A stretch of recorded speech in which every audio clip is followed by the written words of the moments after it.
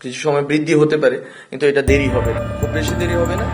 আগামী 15 জানুয়ারির মধ্যে জুলাই ঘোষণাপত্র দেওয়ার কথা থাকলেও এই সময়ের মধ্যে ঘোষণাপত্র দেওয়া হচ্ছে না বলে জানিয়েছেন অন্তর্বর্তী সরকারের উপদেষ্টা মাহফুজ আলম। তবে কবে হবে সেটি অস্পষ্ট রেখে তিনি বলেন, জুলাই ঘোষণাপত্র প্রকাশ করতে একটু দেরি হবে হয়তো, তবে খুব বেশি দেরি হবে না।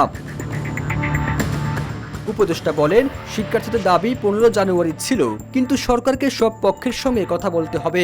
হয়তো কিছু সময় বৃদ্ধি হতে পারে, তবে তাদের সময়সীমার কয়েকদিনের মধ্যেই হয়ে যাবে।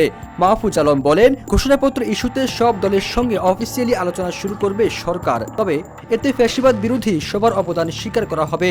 এছাড়া 72 সংবিধানের ব্যাপারে সরকার সবার সঙ্গে ঐক্যমতের ভিত্তিতে কাজ করবে। এরপর আগামী সপ্তাহের মধ্যে সিদ্ধান্ত জানাবে কবে এবং কিভাবে ঘোষণাপত্র পাঠ করা হবে। এক সংবাদ সম্মেলনে এসব তথ্য জানান উপদেষ্টা মাহফুজ আলম।